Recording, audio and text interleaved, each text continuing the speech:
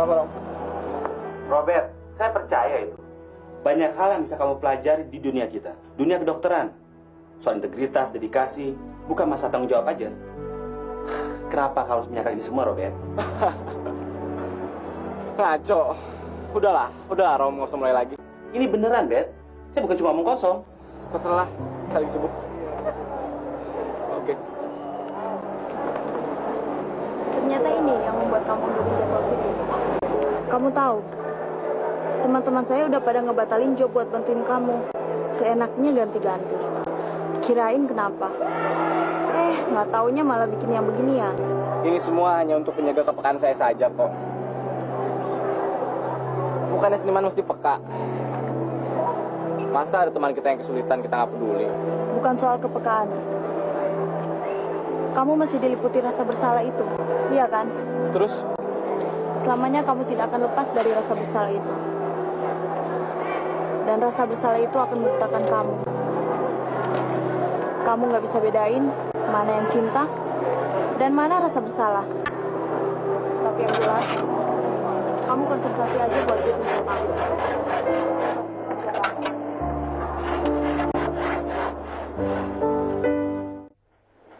Kok nggak ada yang nelfon John sih? Kasih kabar kek, nelfon.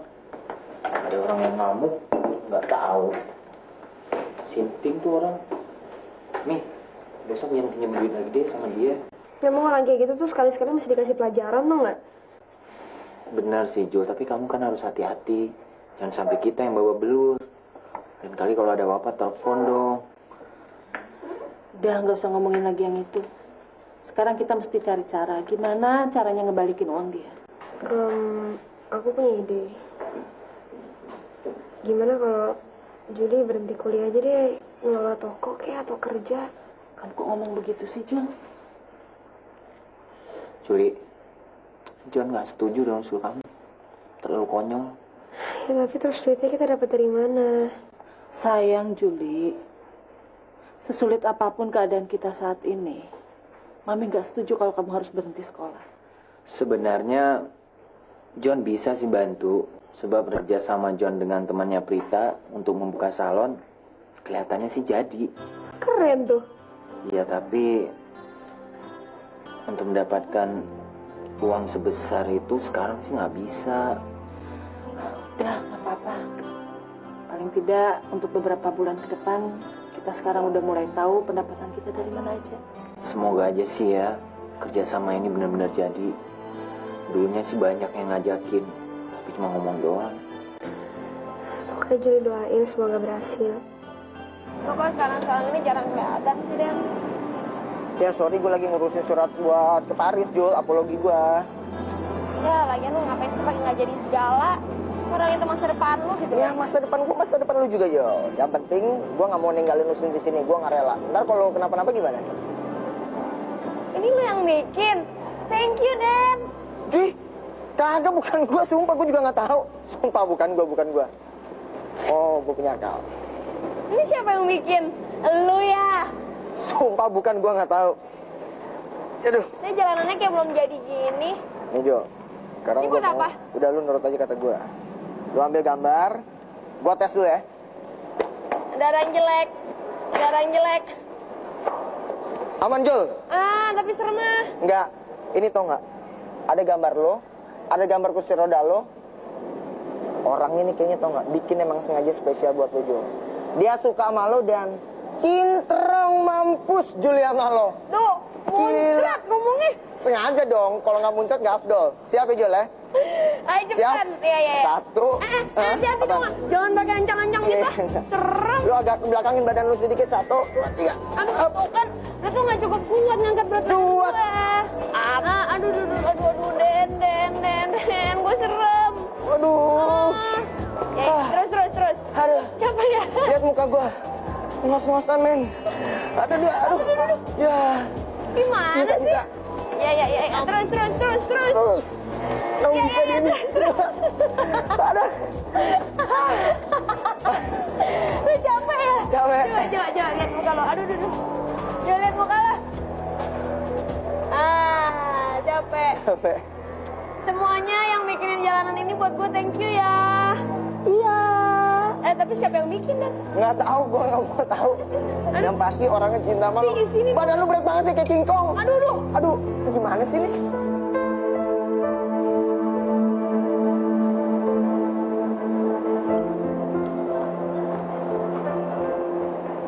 Tahu masih Jung dari kemarin sampai sekarang tuh ngerepotin gue dong. Tadi cuci piring, cuci baju, cuci mata, nyolong, aduh.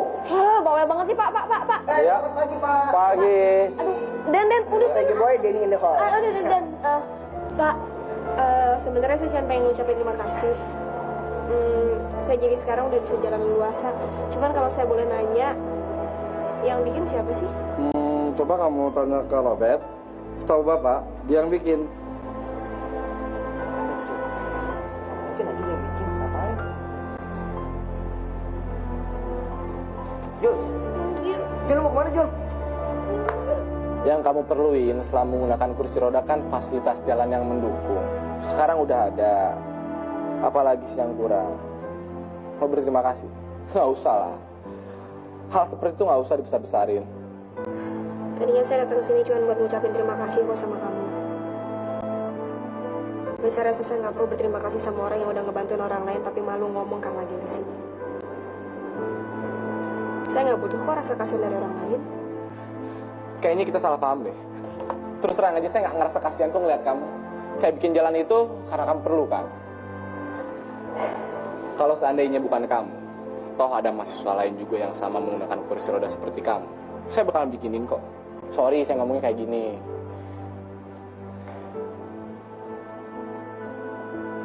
Ya udah, cukup tahu aja kok. Tapi saya tetap nggak akan menggunakan jalan yang kamu bikin. Kenapa? Kamu takut terima kebaikan dari saya? Takut merasa berhutang budi? Ya udah, pakai aja tuh jalan. Toh saya nggak menuntut apa-apa kok dari kamu. Saya itu orang yang sangat menghargai orang lain. Tapi satu hal yang saya nggak pernah bisa ngerti dari kamu.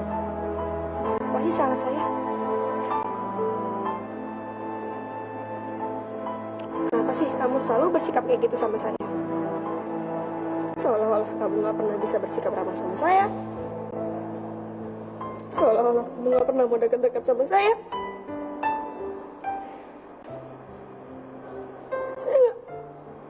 Saya nggak ngerti kamu, tau nggak?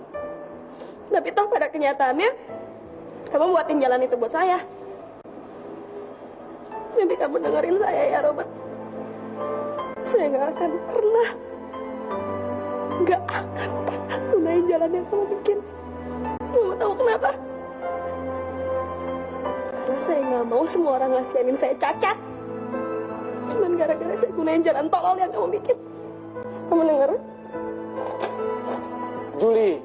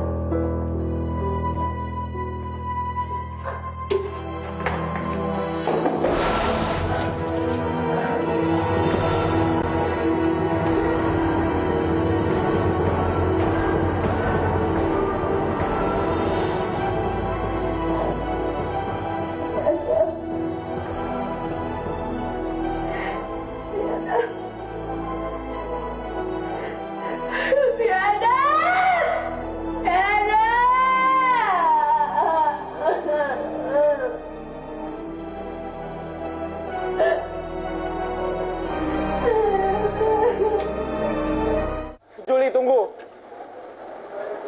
Juli, maafin saya. Kamu bukan yang mau minta maaf sama saya. Tapi kamu kasihan sama saya. Sama seperti orang lain yang kasihan sama anak cacat yang tidur air. Udah, cuma gitu doang. Dan saya Saya kasih tau kamu ya. Saya nggak butuh kasihan kamu.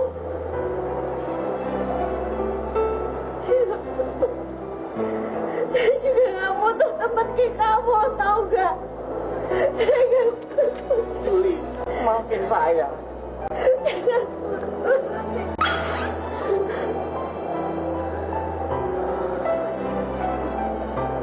Saya nggak bermaksud gitu sama kamu. Jangan salah paham, Bu. Saya nggak ada maksud untuk nyakitin kamu, ngeremehin kamu, atau ngasihanin kamu. Kamu tahu kan, saya ini orang yang sulit dekat dengan siapapun. Kalau kamu pengen dekat dengan saya, izinkan saya juga untuk mendekati kamu. Berilah saya waktu. Ya, nanti saya.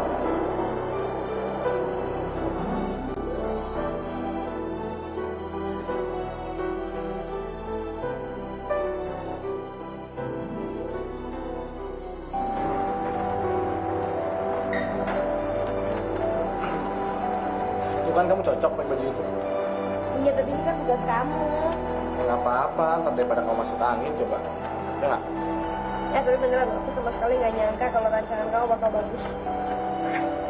Bagus loh. Kok kamu masih ikutan kelas gambar sih? Nah, nggak lulus ya. Mau tahu aja, cowok di anak sana. Tapi kamu tuh termasuk cowok yang telaten deh, merawat bunga. Dari dulu saya memang suka sama bunga. Mereka adalah teman yang baik.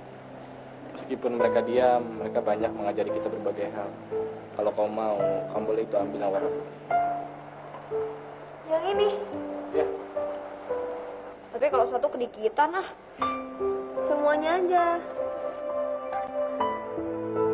Nah, kapan deh lo kampus gue biar gue kenalin sama dia?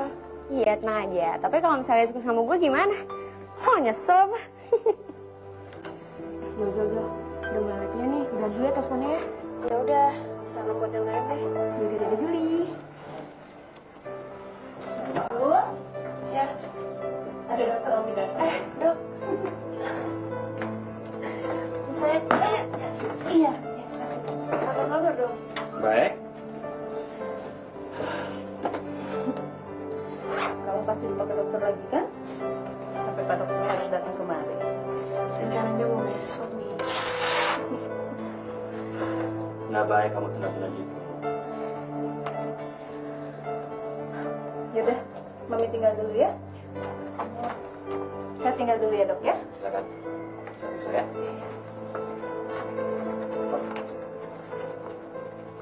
Enak juga ya dok.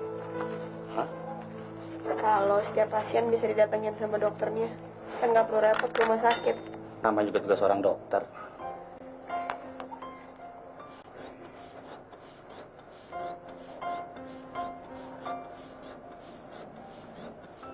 Bunganya bagus.